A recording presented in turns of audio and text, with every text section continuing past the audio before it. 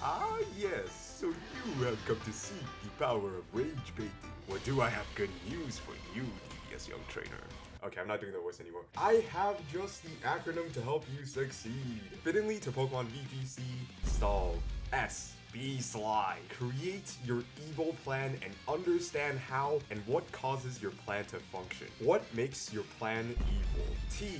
Time consumption. You cannot be a Master Ball tier Rage Baiter without wasting both you and your opponent's precious time. Make them feel every second of the agony. A.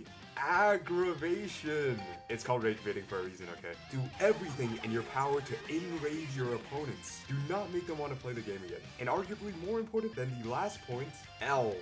Laughter. After you give Lil Bro a good spanking, give him a good old belly laugh. The Scooby-Doo, dare I say. And lastly, loser. Understand that we as Rage Baiters are losers for what we do. Just kidding, because we never expect to lose. If you follow these 5 principles of rage baiting, you are sure to bring the havoc you so desire upon Pokemon champions.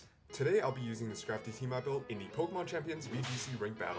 This is how we're gonna unleash our evilness, okay? So we got the scrafty with Fake Out, Knock Off, Close Combat, and Protect, which Protect is kind of uncommon. I use Protect on scrafty instead of Iron Head because although Iron Head can do a ton of damage into the fairy types like Sylveon, I have some pretty decent options against fairy types already, so I really wanted to keep my scrafty safe with Protect. This also allows me to stall, and I'll get into why later. Scrafty can do a lot of damage with both Knock Off and Close Combat, but his main role here is double Intimidate. You can send him out, intimidate the other Pokemon, and Mega, intimidate again, and drop their attack. Of course, Scrafty isn't as good in the meta currently because of Staraptors and Fairy types like I mentioned, so our next 2 Pokemon is specifically for those. First of all, we got the Toxapex. This is the epitome of stall. Infestation and Toxic is going to do a ton of chip damage, and that's where our Protect can come in to buy turns for more damage. We also have Baneful Bunker and Wide Guard, which is pretty important. And lastly, we have Leftovers and Regenerator for maximum healing on our Toxapex. Next up, we got Slowking with Hex. This is going to take advantage of the status conditions from Toxapex. We also have Chilly Reception to set up the Snow for Mamoswine and to reset weather. Then we have Heal Pulse and Trick Room, which are pretty good support moves. We also have the Regenerator and Spell Tag because I want to maximize the Hex damage. You can replace Hex because it's pretty situational. I just thought Hex would be fun to use. It's also pretty good against Goldengo and Basculegion, even though Slowking can't really take a Basculegion hit. But for that, we can rely on Scrafty and Toxapex as well. Next up, we got Mamoswine. This is mainly for the Incineroars and King Gambits. Also Garchomps as well. Pretty good stab damage in general. We also have the Oblivious. I was considering on Snowcloak just to be a troll about stalling, but I like the Oblivious and being immune to Intimidate. The item is pretty replaceable. You can use something like a Sash as well, but I have the Citrus Berry for healing because of how tanky Mamoswine is. Next up, we had a pretty situational mon here, Grimmsnarl. So I mainly want a Grimmsnarl here to take hits from special attacks. I have both the Light Scream and Spirit Break, and since we already have Intimidate, I didn't need Reflect. I also like Parting Shot here because of how weak this team can be to Perish Song. Next up, I have the Maushold. Now instead of the usual support set, I do have Technician, Wide Lens, and Population Bomb to do a ton of damage. This is really good to take care of things like Charizard. I also have the exact speed set to outspeed a max speed Charizard as well. We also have Super Fang, which is really good for Toxic. And yeah, that's gonna be the team breakdown. If you're hyped to see this Devious team in action, I would really appreciate it again if you guys either hype the video or subscribe. With that, I hope you guys can try out pretty trolly teams like this one as well, but don't have too much fun, you know, because I feel like people who face these teams